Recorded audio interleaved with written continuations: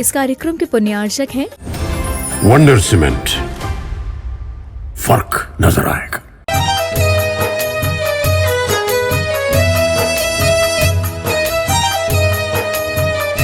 सर्वमंगल मांगल्यम सर्वकल्याणकारकम प्रधानम सर्वधर्माणां जैनम जयतु शासनम।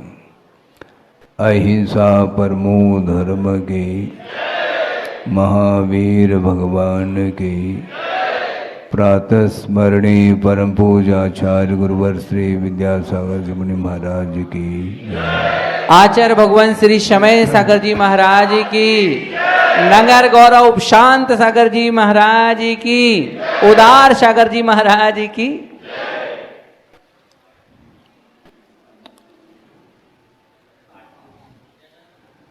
मुक्तागिरी सिद्ध क्षेत्र पास में ही है और सर्वप्रथम 87 में गुरुदेव वर्षा योग की स्थापना के लिए मुक्तागिरी की ओर विहार किया था और मुल्ताई होकर के पहुंचे थे। और भी बीच बीच में एक आध बार और आना हुआ।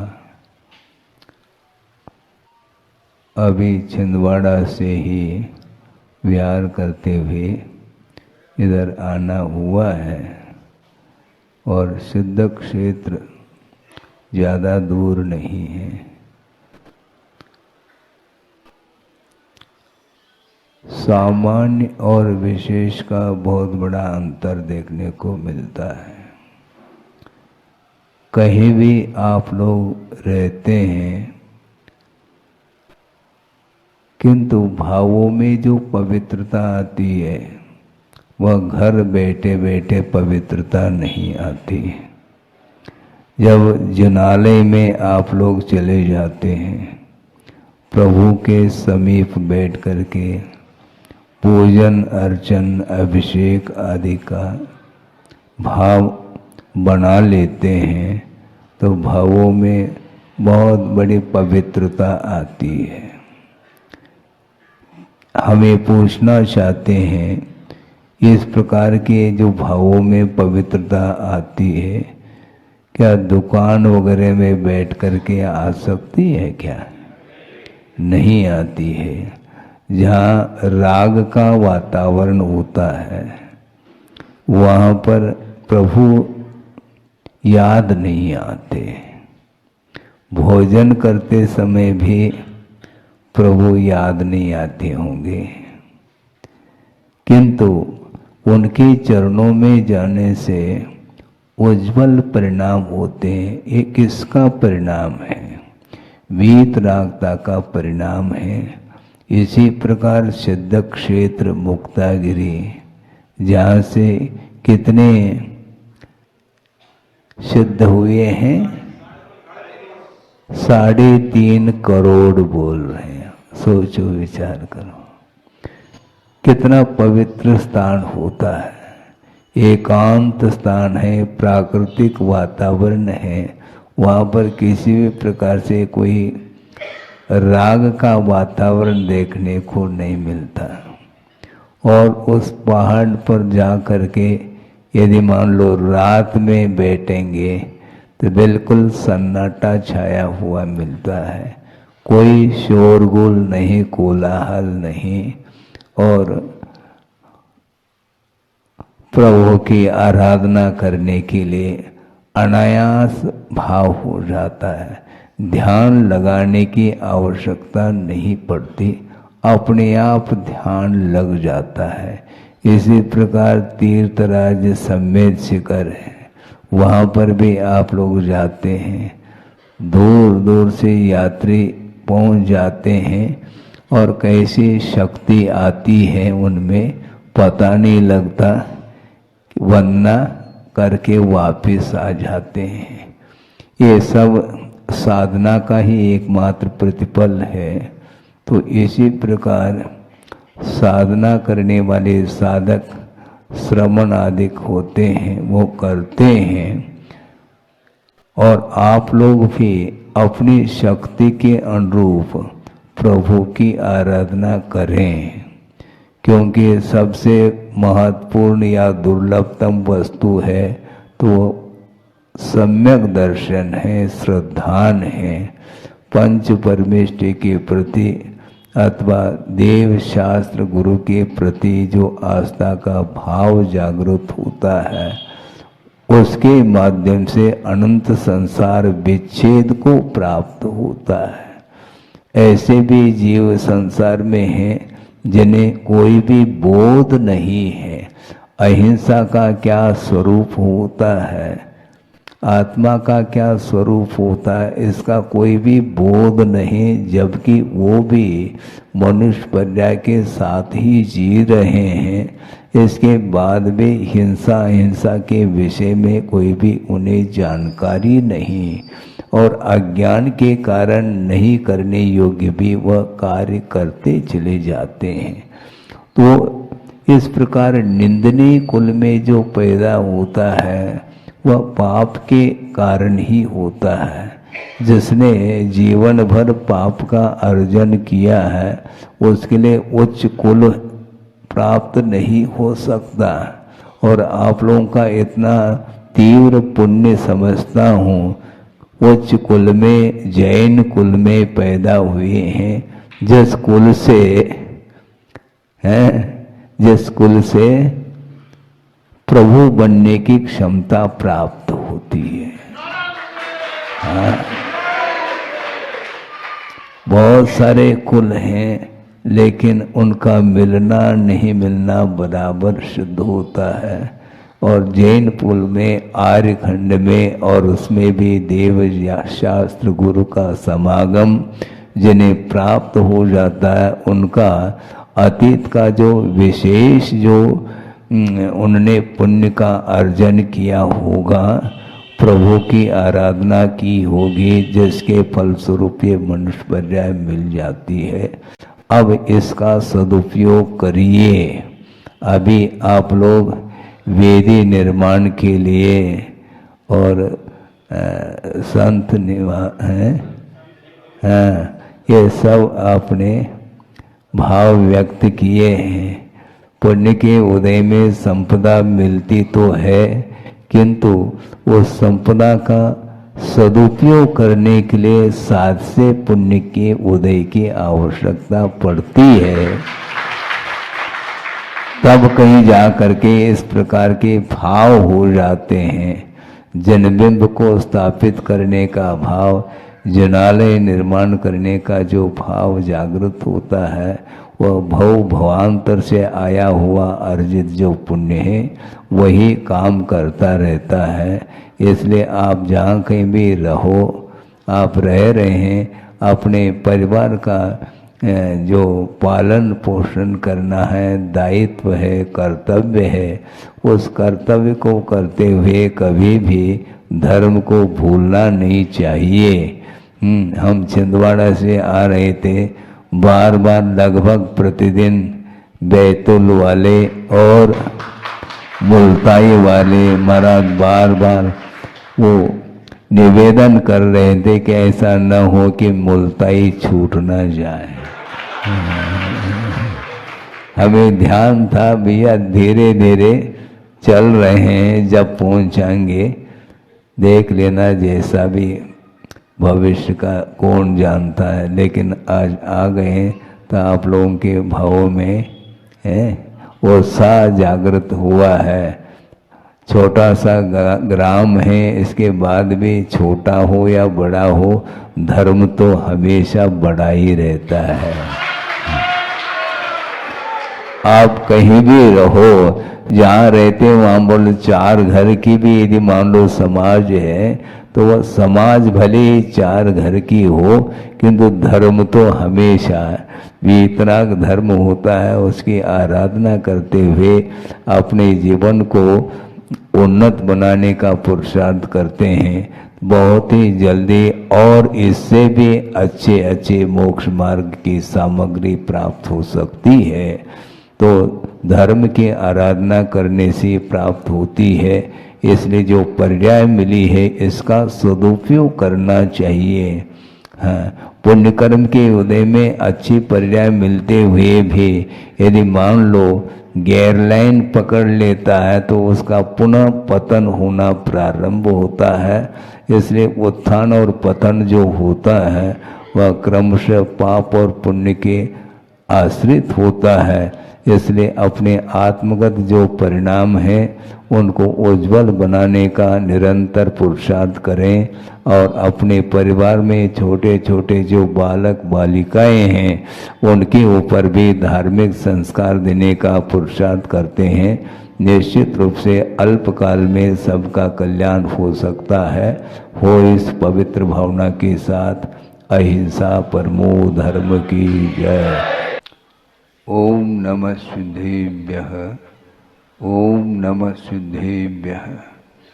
नमः श्री वर्धमानाय निर्धूत कलिलात्मने सालोकानां त्रिलोकानां यद विद्यादर्पणायते।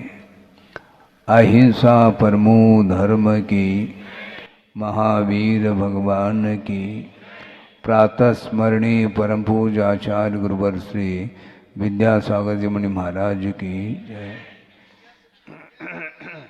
श्री समय सागर जी महामुनि राज की जय। समस्त मुनि संघ की जय।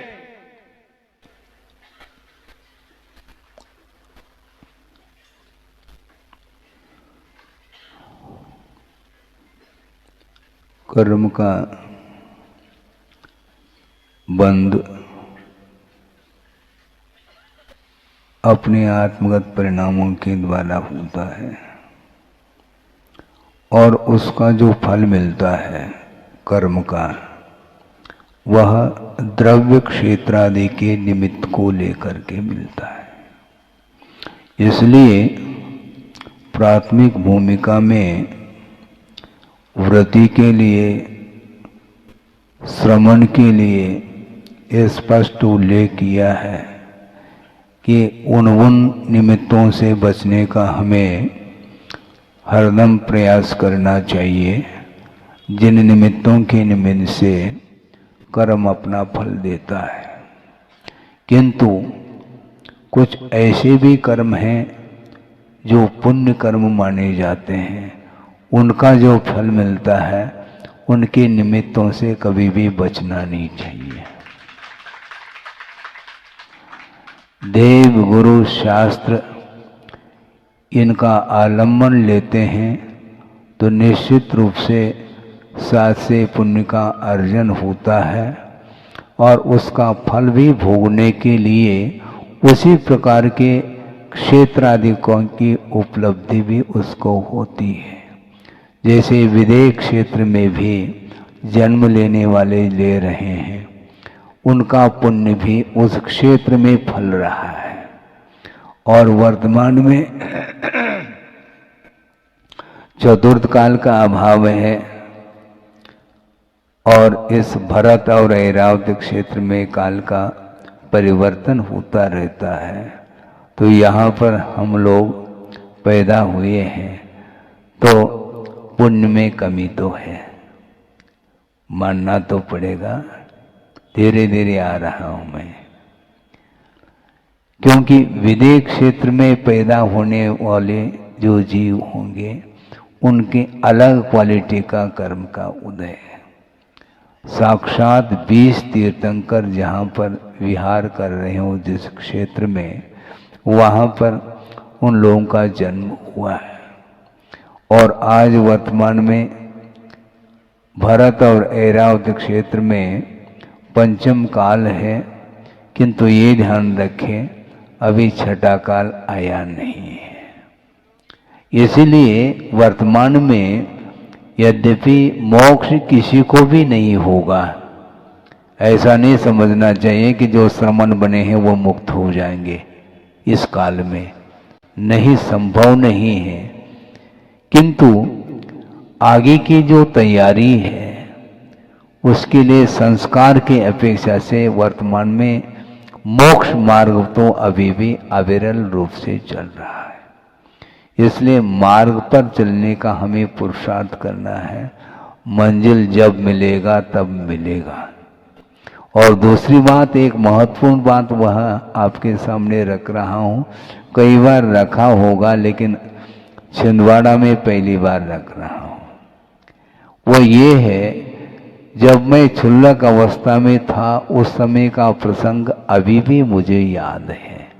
सन 76 या 77 की बात हो सकती है, कुंडलपुर की बात है।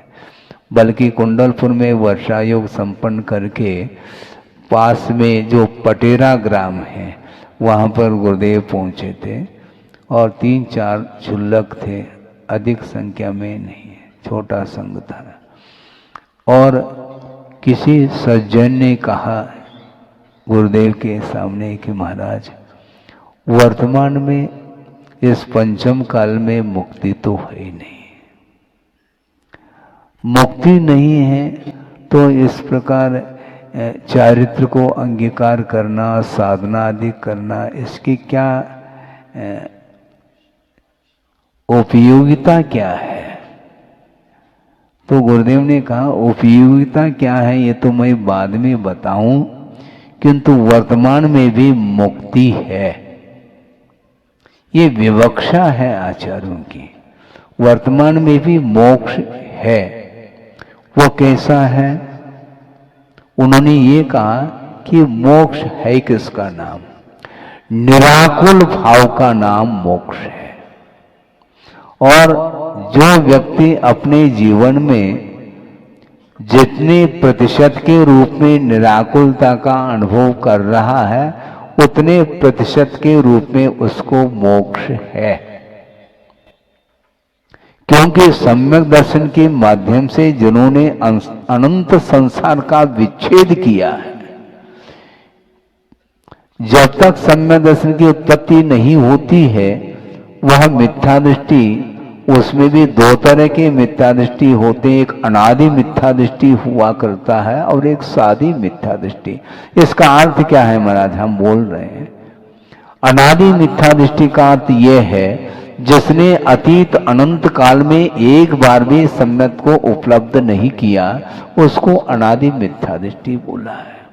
और जिसने एक बार सम्यक को प्राप्त करके पुनः मिथ्यात्व में पहुंचा है उसको सादी मिथ्या दृष्टि का अर्थ पुनः मिथ्यात्व शुरुआत हो चुकी है। अब सोचो, ऐसे भी अनंत जीव हैं जिन्होंने अतीत अनंत काल में एक बार भी सम्यक को प्राप्त नहीं किया। ऐसे जो अनादि मिथ्या दृष्टि है और उसने यदि सम्यक को प्राप्त कर लिया तो उसका अनंत संसार विच्छेद को प्राप्त होकर के चुल्लू भर रह जाता है। एक बार सम्यक दर्शन को प्राप्त करने के उपरांत उसका संसार में रहने का अधिकतम काल कितना है? अर्ध पुद्गल परिवर्तन काल माना है। इस पीरियड में वह निश्चित रूप से मोक्ष को प्राप्त होगा। तो ऐसे स्थिति में यदि आप लोगों ने एक बार सम्यक को प्राप्त कर लिया है ऐसा मान के चलते हैं तो निश्चित रूप से मुक्ति अनिवार्य है। वो अर्ध पुद्गल परिवर्तन का काल कितना है महाराज? वह भी बहुत लंबा चौड़ा काल है।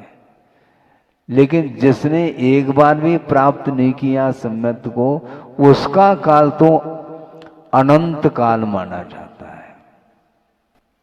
और जिसने प्राप्त कर लिया सम्यक को, उसका मैक्सिमम काल संसार में रहने का अर्ध पुद्गल परिवर्तन का अर्थ ये है जिस पीरियड में असंख्यात 24 व्यतीत हो जाती है, उस काल को अर्ध पुद्गल परिवर्तन काल घोषित किया है। लेकिन इस पीरियड में निश्चित रूप से मुक्ति उसको मिलेगी। 6 काल होते हैं, प्रथम, द्वितीय, तृतीय, चतुर्थ, पंचम और षष्ठम काल।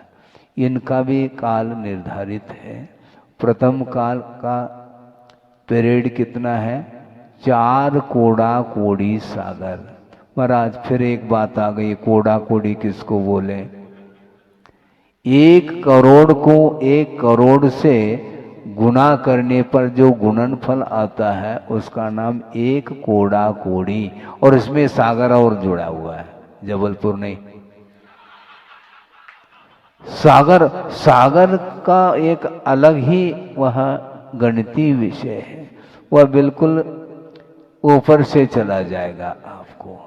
वह भी विषय आया है, अलौकिक गणित है, वहां तक हम नहीं जाना चाहते।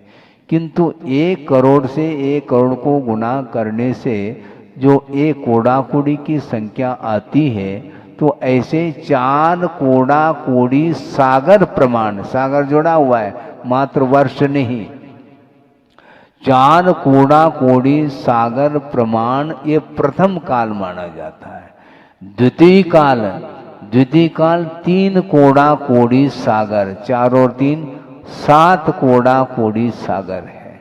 और तृतीय काल 2 कोड़ा कोड़ी सागर, 7 और 2 9 कोड़ा कोड़ी सागर हो गया। और चतुर्थ काल कितना है?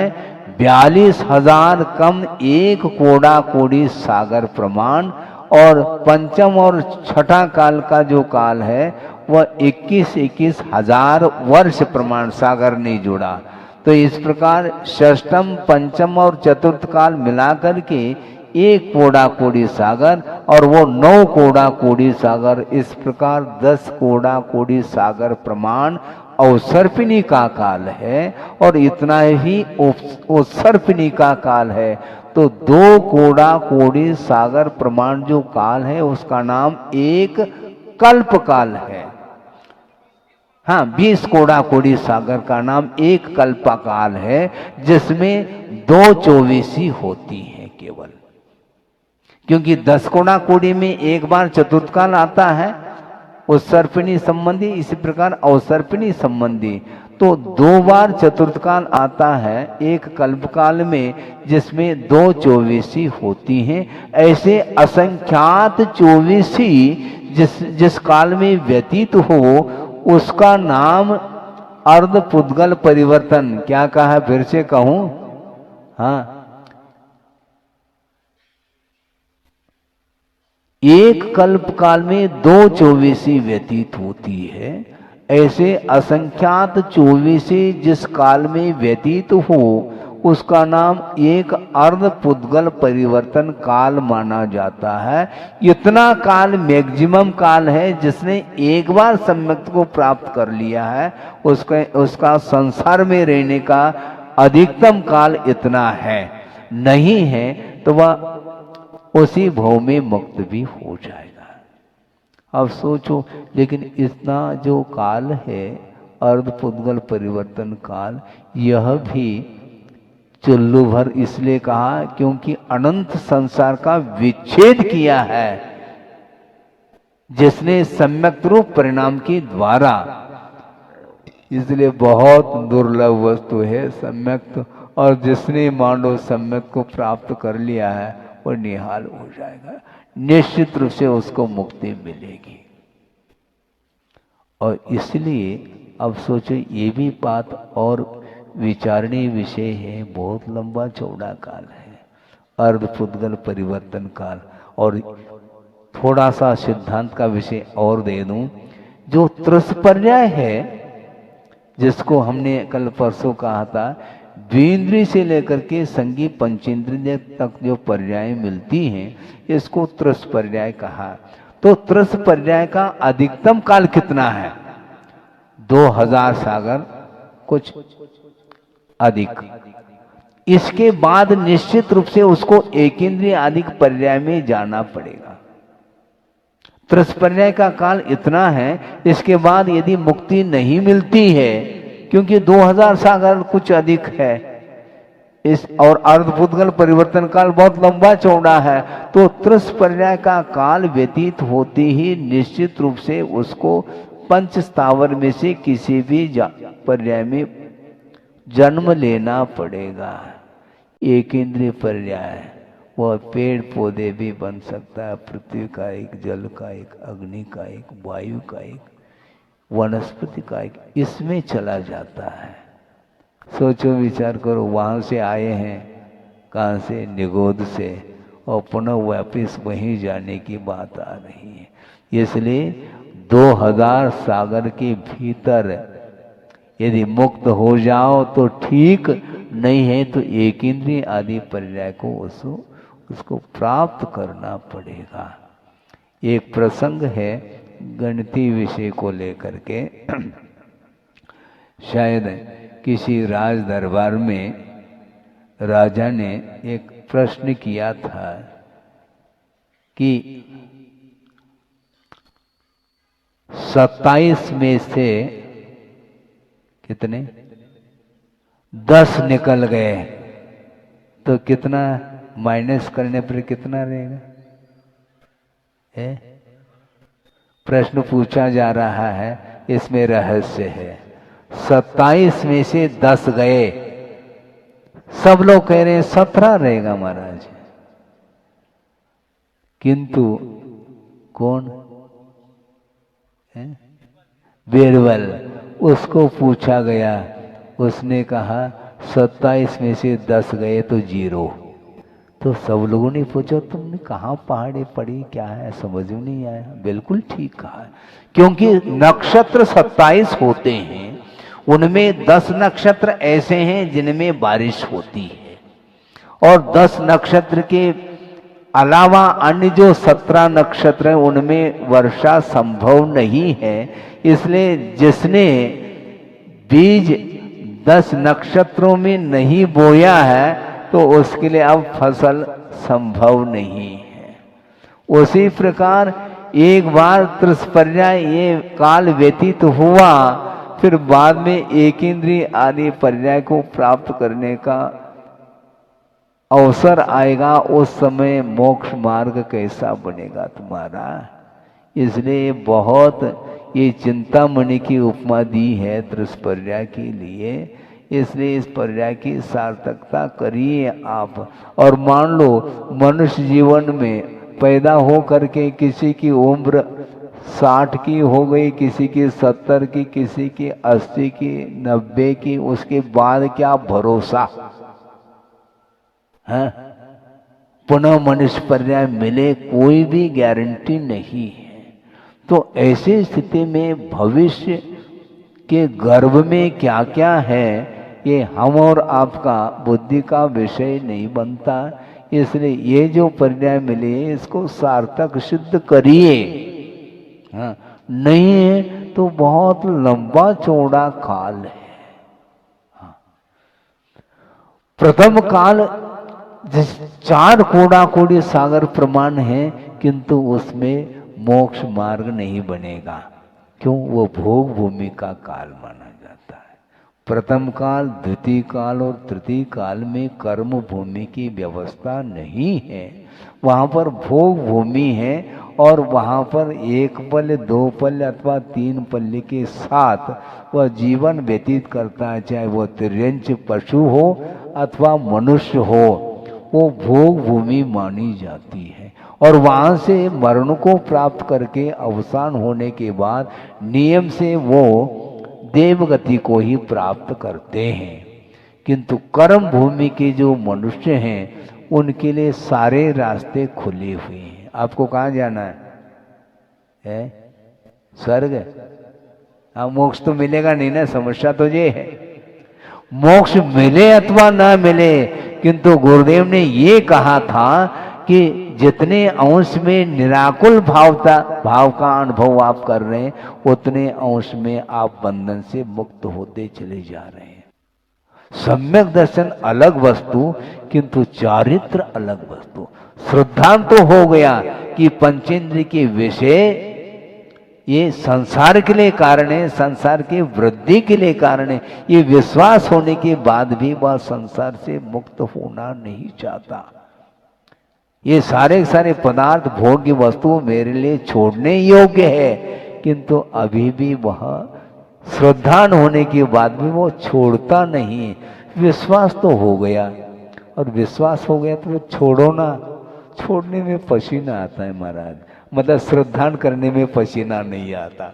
क्योंकि उसमें त्याग है ही नहीं, विश्वास है मात्र। लेकिन विश्वास करना भी बहुत आवश्यक है, जिसके माध्यम से अनंत संसार का विच्छेद होता है। लेकिन जो चुल्लू पर बचा है उसको क्यों छोड़ना नहीं चाहती हो तुम?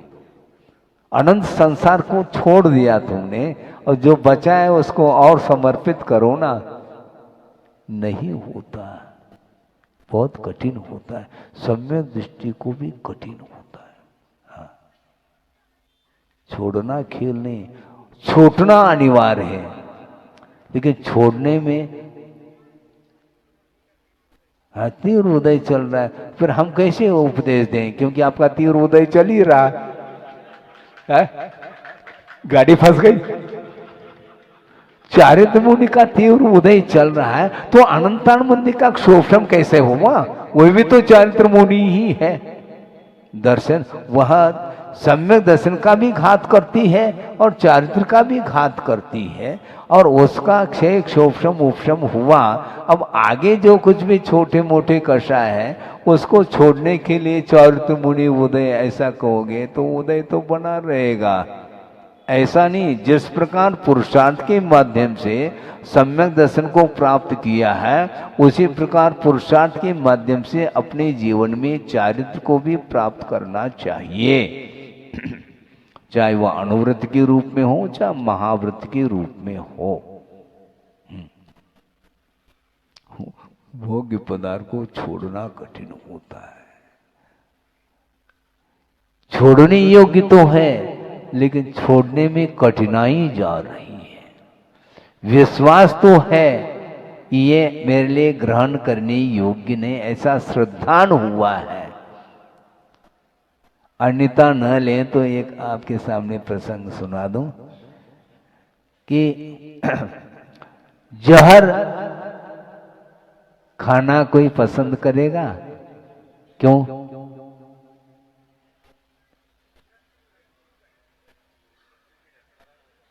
हाँ, मरण होगा उससे, ये विश्वास है कि नहीं? तो विश्वास जब है, जहर का सेवन करने से मृत्यु अनिवार्य है, ये विश्वास है। इस विश्वास के बल पर ही वह जहर सेवन नहीं करता जहर का। उसी प्रकार पंचेंद्र के विषय ये संसार के लिए कारण है, ऐसा श्रद्धान हो गया तो छोड़ो तो। ये क्यों नहीं छोड़ा जा रहा है? फिर विश्वास कैसा? महाराज विश्वास तो है, फिर तो क्यों लगा रहे? महाराज नहीं छोड़ पा रहे। कोई बाधा नहीं, प्रतिशत के रूप में छोड़ो। छोड़ना पड़ेगा आपको। आज छोड़ो, कल छोड़ो, 10 साल बाद छोड़ो, 10 भव बाद छोड़ो, कभी भी आपको आना पड़ेगा, यही आना पड़ेगा। देव गुरु शास्त्र के चरणों में ही समर्पित करना पड़ेगा। उसके माध्यम से ही कल्याण होने वाला है। 10 बज चुका है, आध घंटा तो हो गया है। आगे का कार्यक्रम देव भी 2-5 मिनट का होना है, वह भी आवश्यक है बता रहे हैं, तो इसलिए उनके लिए हम समय दे रहे हैं। इसलिए इतना ही पर्याप्त समझता हूँ कि ये सम्यक दर्शन अत्यंत दुर्लभ वस्तु है, और एक बार जिसने प्राप्त कर लिया उसको निश्चित रूप से मुक्ति मिलेगी। चाहे वह विलंब से मिले अथवा जल्दी मिले, ये अलग विषय है, किंतु देव गुरु शास्त्र के प्रति श्रद्धान करने के उपरांत उसका वह पुरुषार्थ खाली नहीं जा सकता। निश्चित रूप से अपने जीवन में कभी न कभी वह चारित्र को अंगीकार करके मोक्ष का पात्र बन सकता है। बने इस पवित्र भावना के साथ। अहिंसा परमो धर्म की जय। एक बहुत महत्वपूर्ण विषय दिया है, वह ये है, चाहे वो लौकिक संबंधी कार्य हो अथवा परमार्थ संबंधी कार्य हो, इन दोनों कार्यों के लिए कारण की बड़ी आवश्यकता होती है। बिना कारण के कोई भी कार्य संपादित नहीं होता, और वह कारण भी 2 प्रकार का होता है। एक निमित्त कारण के रूप में और एक उपादान कारण के रूप में। उपादान का अर्थ क्या है इसको भी स्पष्ट कर रहा हूं कि जो कार्य स्वयं में होता है उसका नाम उपादान हुआ करता है, जिसको योग्यता बोलते हैं। कारण सदृशम कार्यम ऐसा कहा है। और एक कदम आगे बढ़ करके और स्पष्ट किया कि उपादान कारण सदृशम कार्यम। और उपादान में भी योग्य उपादान, बहुत सारी बातें हो गई और निमित्त अलग है। एक छोटे से दृष्टांत से इसको स्पष्ट किया जा सकता है और किया भी है आगम में कि घट का निर्माण किससे होता है। मिट्टी से घट की उत्पत्ति होती है। वह स्वयं मिट्टी ही घट रूप में परिणमन करती है, इसलिए उसका ये उपादान कारण माना जाता है। और घट की उत्पत्ति में अन्यान्य जितने भी साधन हैं वे सारे सारे निमित्त के रूप में उपस्थित होते हैं।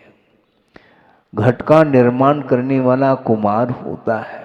कुंभम करोति इति कुंभकार, ऐसा कहा। जो कुंभ का निर्माण करता है वह कुंभकार माना जाता है, कुम्हार माना जाता है। वह एक निमित्त है। और भी निमित्त है कि नहीं? हाँ, बिल्कुल निमित्त है। कुम्हार मिट्टी लाता है, गधा खड़ा है और उस गधे के पीठ पर वो मिट्टी को लाद करके ले आ रहा है। गधा भी उसमें सहयोग दे रहा है और उस मिट्टी को घट रूप देना है तो उसको छानने की भी बड़ी आवश्यकता है। उसमें छोटे छोटे कंकर पत्थर अधिक होते हैं, उसको चालनी के माध्यम से छाना जाता है, तो वह चालनी भी उसमें निमित्त है, सहयोग प्रदान कर रही है। इसके बाद चाक चाहिए, नहीं चाहिए?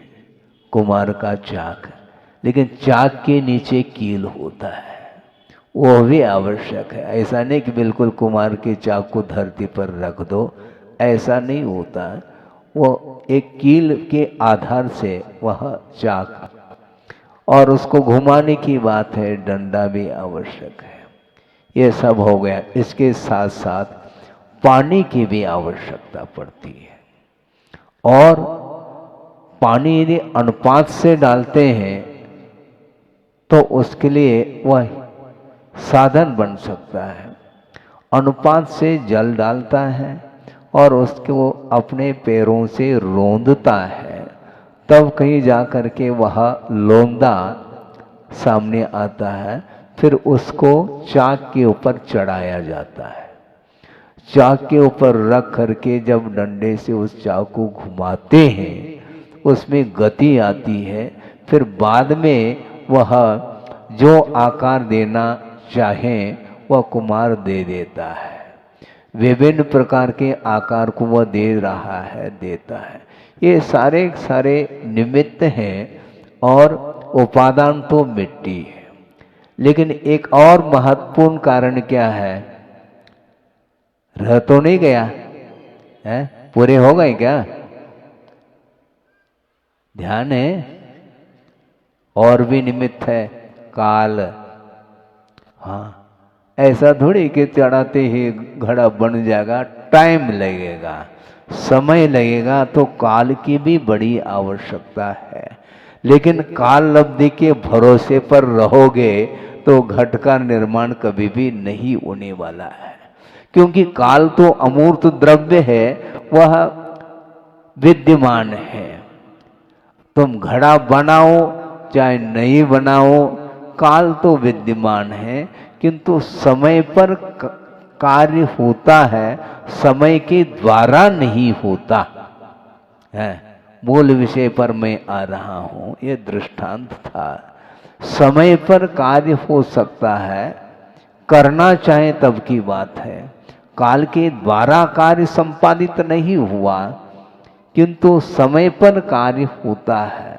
तो इसलिए ये सारे सारे जितने भी निमित्त भूत साधन हैं, ये सब उपस्थित होने के उपरांत भी यदि मान लो मिट्टी नहीं है तो क्या कर लोगे?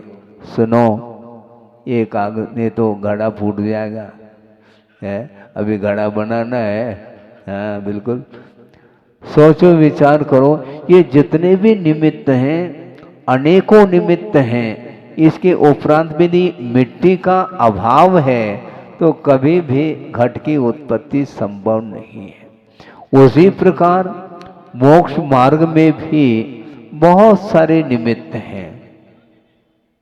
हाँ, और उपादान भी है। उपादान क्या होना चाहिए?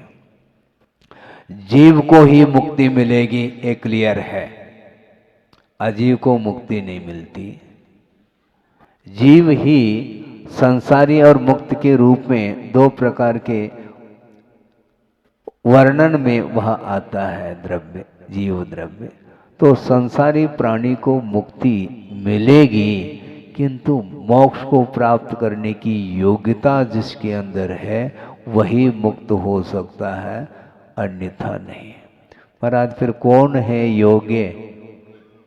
भव्य ही होगा। भव्य का अर्थ बहुत अच्छा अर्थ दिया है कि भवितुम योग्य भव्य, जो मोक्ष को प्राप्त करने की योग्यता जो रखता है उसी को मुक्ति मिलती है, लेकिन अपने आप नहीं मिलेगी। एक तो योग्यता चाहिए, किंतु उस योग्यता की अभिव्यक्ति जो होगी वह पुरुषार्थ के बल पर होगी। हमने कल ही बात कही थी या परसों कही होगी कि अनंत तीर्थंकर निकल चुके हैं, वो तो भव्य थे और वो तिर गए, किंतु अभी भी हम और आप इस धरती पर हैं, तो क्या होंगे महाराज? बहुत विकल्प होता है। एक सज्जन ने कहा गुरुदेव के सामने कि महाराज हमें नींद नहीं आती है। क्यों? इसलिए नहीं आती महाराज, हम भव्य है क्या अभव्य है, इस चिंता के कारण हमें नींद नहीं आ रही है। ऐ बैठी है, मुझे नींद नहीं आ रही है। बहुत विकल्प होता है महाराज, बहुत आकुल व्याकुल हो जाता हूँ, भोजन में भी रुचि नहीं, भोजन भी नहीं रुचता। सुनो पहले, भोजन भी नहीं रुचता है। सब कुछ वैभव है, इसके उपरांत भी हमें भा नहीं रहा है, इतनी आकुल व्याकुलता है। महाराज मैं भव्य हूं क्या? नहीं। तो गुरुदेव ने कहा तुम भव्य हो। क्यों? अभव्य को आकुलता नहीं रहती। अभव्य के दृष्टि में मोक्ष कोई वस्तु है ही नहीं। मोक्ष को प्राप्त करने की जो उत्कंठा है वह भव्य में ही संभव है। इसलिए तुम भव्य हो, निश्चिंत सो जाओ। लेकिन पुरुषार्थ करना है। ऐसा नहीं सो जाओ कहीं से रात दिन तुम सोते रहोगे, ऐसा नहीं। तुम भव्य हो, योग्यता तुम्हारे भीतर है, और योग्यता की अभिव्यक्ति जो होगी वह विभिन्न प्रकार के निमित्तों के माध्यम से, उसके आलम्बन से ही वह शक्ति उद्घाटित होती है। प्रभु बनने की शक्ति विद्यमान प्रत्येक जीव में है, और जो भव्य होता है वह पुरुषार्थ के माध्यम से उस केवल ज्ञान को उद्घाटित कर देता है। प्रत्येक जीव में वह है, किंतु वह केवल ज्ञान आवरणित है। ज्ञानावरणी कर्म के माध्यम से ज्ञान आवरणित हुआ है। उसको अनावरण करने की बात करो, चित्र का तो आप अनावरण कर रहे हो। केवल ज्ञान जो आवरणित है अनंत काल से, उसका अनावरण करने की बात करो। एक सप्ताह में अनावरण कर देते हैं और अगले सप्ताह तक उसमें उसके ऊपर पुनः आवरण आ जाता, पुनः अनावरण करते हैं, दीप प्रज्वलन करते कि नहीं। किंतु दीप प्रज्वलित एक बार हो जाए केवल ज्ञान रूपी ज्योति, फिर वह कभी भी बुझ नहीं पाएगी। केवल ज्ञान एक ऐसी ज्योति है जिसके माध्यम से पूरा का पूरा विश्व ही प्रतिबिंबित हो जाता है, प्रकाशित हो जाता है। इसके उपरांत भी प्रभु की दृष्टि उन पदार्थों की ओर नहीं जाती। जानने का उनके अंदर कोई विकल्प नहीं है, वह बिल्कुल निर्विकल्प है।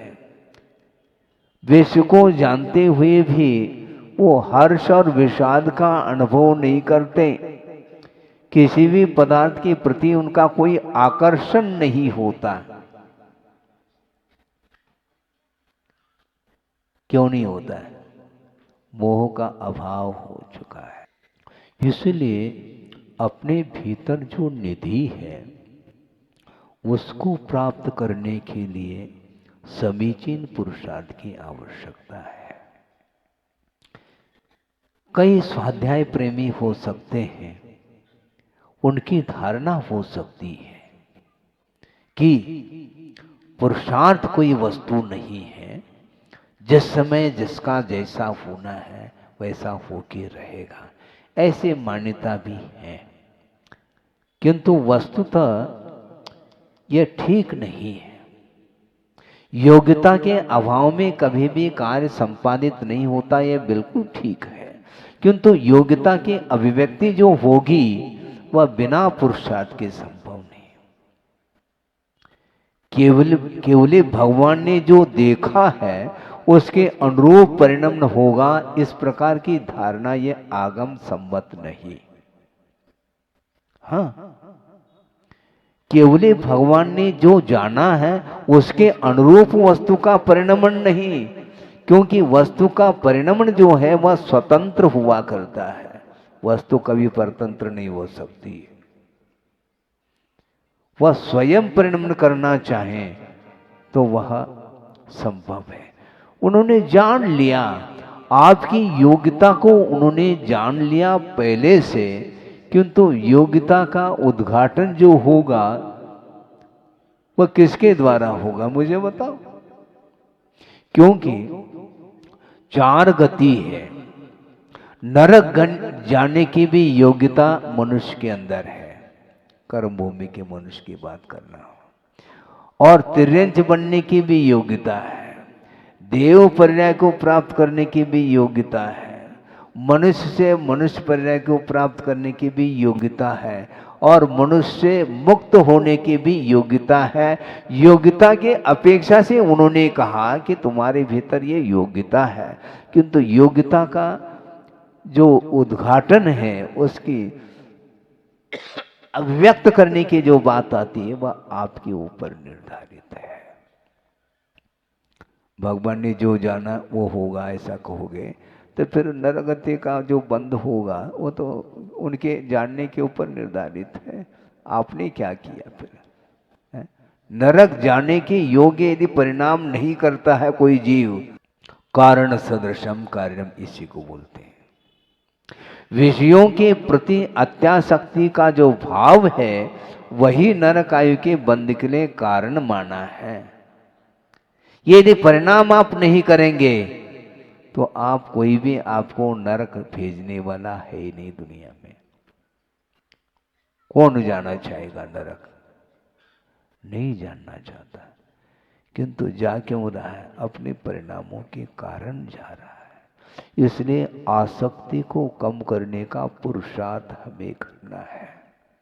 हाँ, पर वस्तु के प्रति जो आकर्षण है वो अभी तक समाप्त नहीं हो पाया। कब होगा समाप्त? अपने आप नहीं होगा, आप करना चाहो तो होगा। केवल भगवान ने ये जान लिया है कि तुम्हारे अंदर कौन कौन सी योग्यताएं विद्यमान है, और उसके अनुरूप यदि आप परिणाम करते हैं तो उसका प्रतिफल आपको मिलेगा। नरक आयु का कोई बंद कर दे और किसी दूसरे को वह नरक पर्याय मिल जाए, ऐसा संभव नहीं। आप देव आयु का बंद कर लो और दूसरे को स्वर्ग मिल जाए, ऐसा नहीं होता। आप जो परिणाम करते हैं उसका कर्ता आप हैं और उसके फल का भोक्ता भी आप ही होंगे। इसलिए केवली भगवान ने और कुछ नहीं जानना, आपकी जो योग्यता है उसको उन्होंने स्पष्ट रूप से जाना। प्रत्येक जीव के अंदर अनंत योग्यताएं छिपी हुई हैं, उसको उद्घाटित करने के लिए ही उनका कहना है। यदि पुरुषार्थ की कोई आवश्यकता नहीं पड़ती तो हम पूछना चाहते हैं फिर उपदेश की क्या आवश्यकता है? सबसे क्वेश्चन मार्क लग जाएगा। पुरुषार्थ के बिना ही सब कुछ होना है तो मुझे क्यों पुरुषार्थ करना आपको उपदेश देने के लिए?